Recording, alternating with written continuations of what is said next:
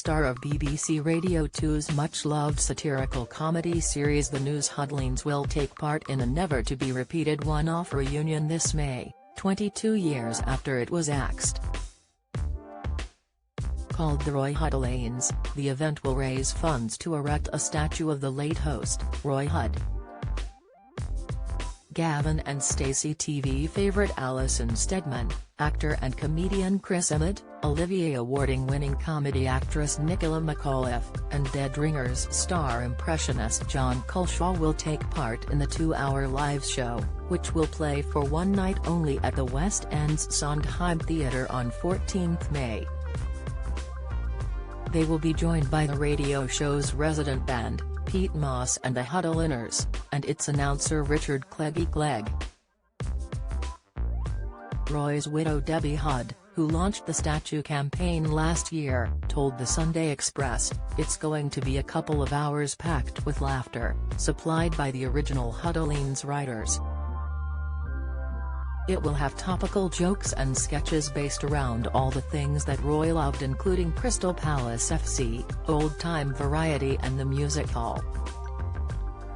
Everyone is taking part for a minuscule fee, that means for nought.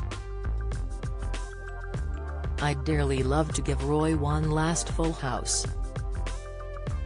Affable funny man and comedy actor Hudd, who died 3 years ago aged 83, was best known for playing Undertaker Archie Shuttleworth in ITV soap Coronation Street, and for fronting the News Huddlines. The long-running show was controversially axed in 2001, disappointing millions of fans. It had run for an incredible 51 series, a total of 522 episodes, over more than a quarter of a century between 1975 and 2001.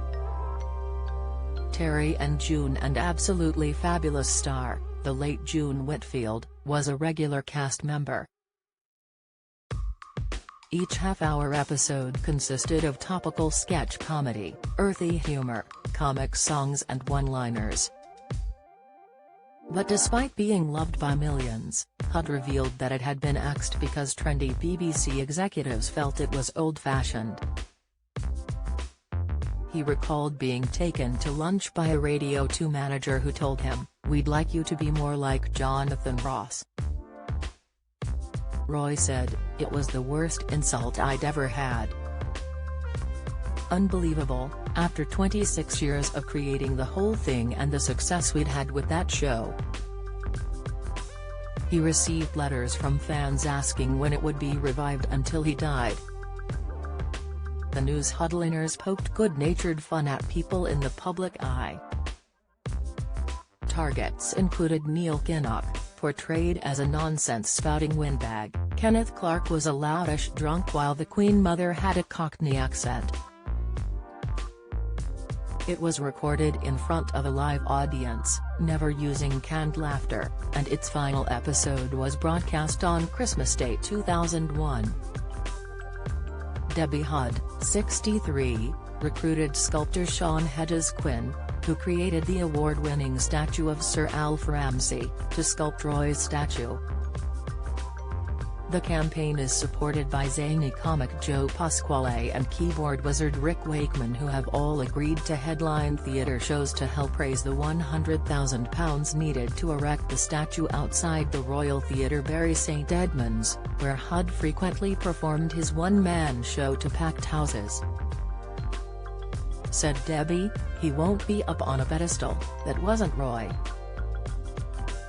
He'll be sitting on a bench outside so he can greet the audience as they arrive and, in the interval, you can go and have a gin and tonic with him." Everyone we've asked in the cast and writing team are taking part for no fee. They have so much love for Roy. Croydon barn carpenter's son Hudd began his career as a Butlins redcoat in Clacton alongside Dave Allen and Harry Webb, better known to the world as Sir Cliff Richard. His stage performances ranged from pantomimes to Shakespeare. He played Fagin in a revival of Lionel Bart's Oliver, and was an award-winning Bud Flanagan in Underneath the Arches. Straight TV roles included Dennis Potter's Lipstick on Your Color and Karaoke, BBC Binman drama Common as Muck, and a variety of guest roles in shows ranging from Casualty to Broadchurch. But the news Huddlines was his longest-running success. It revived elements of music hall and was viewed as a vital training ground for comedy writers. The show's former radio producers, Dirk Maggs, Alan Nixon, Carol Smith and Steve Doherty, are also taking part in the West End production. A Max Miller superfan, Roy wrote 18 books on music hall and show business, amassed a collection of memorabilia, and helped raise funds to preserve and restore historic theatres. He also led the campaign to raise a statue of Miller in Brighton.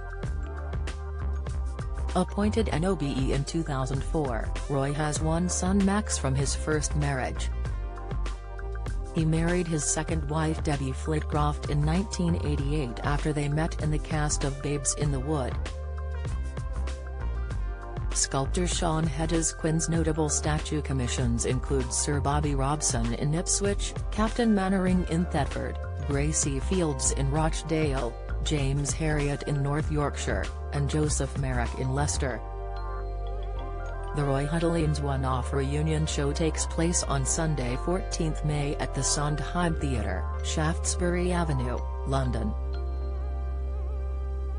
To view tickets visit https://www.delfontmacintosh.co.uk/theatres/Sondheim Theatre. To donate to the statue appeal, visit their Roy Hud Statue Appeal. co.uk